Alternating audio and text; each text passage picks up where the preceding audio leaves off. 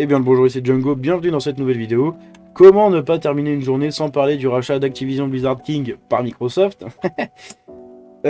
Aujourd'hui on a une petite nouvelle, une petite histoire assez courte. Pareil, je découvre, je découvre l'article avec vous, donc je l'ai pas lu avant.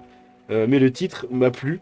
Microsoft pourrait retirer Activision du Royaume-Uni en option extrême, donc en dernier recours en fait. C'est vachement intéressant, parce qu'on on avait déjà mentionné dans quelques vidéos il y a quelques temps, du coup maintenant, où justement ils avaient menacé le Royaume-Uni, donc avec la CMA et tout, de se retirer du marché en britannique. Donc ça peut faire très très mal si jamais on en arrive dans des extrêmes comme ça. Il y a très peu de chances que ça arrive, mais voilà, le risque zéro n'existe pas. La décision de la CMA de ne pas approuver le rachat d'Activision Blizzard par Microsoft est un véritable coup de tonnerre pour les affaires de Microsoft. Et si le ton est plutôt cordial dans les communications publiques, ce n'est pas forcément la même chose en coulisses. Après les menaces d'Activision, c'est Microsoft qui emboîte le pas en évoquant de retirer Activision de ce marché. Retirer Activision du marché britannique, une option extrême envisagée par Microsoft. C'est Bloomberg qui relate l'information en confirmant d'abord que le président de Microsoft, le président Brad Smith, rencontrera le chancelier britannique Jeremy Hunt la semaine prochaine pour lui faire part de sa frustration.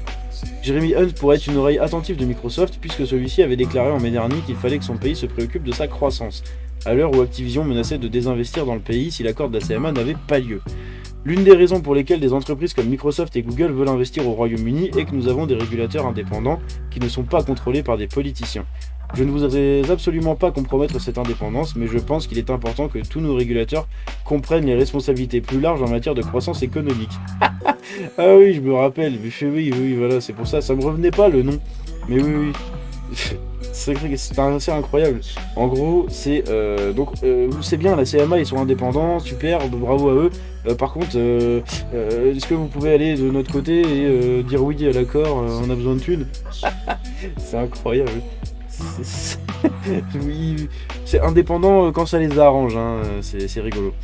Cette dernière phrase du ministre des Finances Jeremy Hunt a certainement été prise avec intérêt par Microsoft, qui pourrait trouver là un allié dans sa quête de faire approuver le rachat dans le pays. C'est surtout ridicule. Bloomberg affirme de ce côté qu'une opinion extrême pourrait consister à contourner l'ordonnance britannique et à poursuivre l'opération, ou à retirer Activision du marché britannique, a déclaré l'une des personnes proches du dossier, confirmant des rapports antérieurs de l'agence de presse réglementaire MLEX. Activision est très remonté contre la CMA. Paf, ça finit en miniature. Suite à l'annonce de la CMA, c'est le président de Microsoft qui avait pris la parole juste après pour exprimer son regret que l'accord avec Activision n'ait pas été approuvé par les autorités antitrust britanniques. C'est une sacrée phrase, ça. Dans un ton très cordial, Microsoft a précisé qu'il ferait appel, tout en regrettant un manque de compréhension du marché par le régulateur, et particulièrement sur le segment du cloud. On est d'accord, on a déjà brassé 10 000 fois le sujet. Du côté d'Activision, par contre, le ton est un peu plus virulent. Bobby Kotick, grande gueule, PDG du créateur de Call of Duty, a envoyé une communication à ses employés en précisant que si la décision de la CMA était maintenue, elle étoufferait l'investissement et la concurrence et la création d'emplois dans l'ensemble des industries du jeu au Royaume-Uni. Ça va faire très mal parce qu'Activision, ça pèse quand même, ils sont présents sur beaucoup de choses, ça peut faire très très mal. Le patron d'Activision avait déjà taclé violemment le Royaume-Uni en février dernier, en réaction à une déclaration du chancelier Jeremy Hunt qui souhaitait de faire du Royaume-Uni la Silicon Valley de l'Europe. Ouf, raté. Face aux réticences de la CMA à valider le rachat déjà à l'époque, Bobby Kotick avait alors déclaré que le blocage du deal pourrait au contraire avoir l'effet de transformer le Royaume-Uni en vallée de la mort. Ambiance. J'avoue. Déjà à l'époque, Bobby Kotick parlait d'un impact sur les emplois du pays, mais un représentant d'Activision est allé plus loin au micro de la BBC.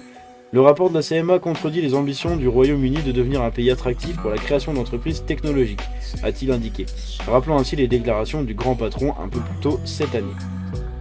Les conclusions du rapport ne rendent pas service aux citoyens britanniques, qui sont confrontés à des perspectives économiques de plus en plus sombres. On le voit, ils sont grave dans la merde en Angleterre. L'inflation leur fait très mal, ils s'en prennent plein la gueule. Franchement, pendant un temps, c'était quand même un pays où il faisait bon vivre en Angleterre. Là, en ce moment, je peux vous dire que c'est un des pires pays, je pense, sur le continent européen déjà où on peut vivre. Nous allons réévaluer nos plans de croissance pour le Royaume-Uni. Les innovateurs mondiaux, grands et petits, prendront note du fait que malgré toute sa rhétorique, le Royaume-Uni est clairement fermé aux affaires. Et ça fait mal, des déclarations comme ça fait très mal. En évoquant une réévaluation de ses plans de croissance au Royaume-Uni, Activision menace clairement la CMA de désinvestir le pays au profit d'autres territoires. Peut-être en France, ils vont peut-être revenir en France. Hein. Il est difficile d'évaluer l'impact d'une telle menace, mais il a des chances pour que les intimidations ne prennent pas vraiment la construction d'un dialogue constructif. Et maintenant, dans ses conclusions, la CMA a mis de côté le marché des consoles qui ne semble pas être problématique dans cette affaire, et a plutôt mis le cloud gaming sur le devant de la scène. Selon l'organisme, la position de Microsoft sur ce marché serait problématique si le deal devait être validé. Microsoft jouit déjà d'une position de force et d'une longueur d'avance sur les autres concurrents dans le domaine des jeux en cloud. Et cet accord renforcerait cet avantage en lui donnant la possibilité de saper les concurrents nouveaux et innovants, comme on l'a vu, pas du tout. Microsoft a bien représenté les plans pour répondre aux préoccupations de la CMA, mais ils ont été jugés inefficaces. Les jeux dans le cloud ont besoin d'un marché libre et concurrentiel pour stimuler l'innovation et le choix. Le meilleur moyen d'y parvenir est de permettre à la dynamique concurrentielle actuelle des jeux en cloud de continuer à faire son travail, et je suis d'accord, c'est une belle fin de phrase.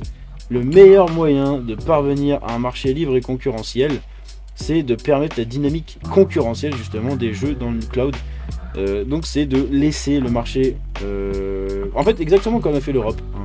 Tout simplement. Si vous regardez du coup les vidéos que j'ai fait sur l'Europe, c'est exactement ça. C'est quoi de mieux pour valoriser, enfin comment dire, pour approuver un rachat de cette taille que de le faire, mais avec des conditions, pas juste de refuser.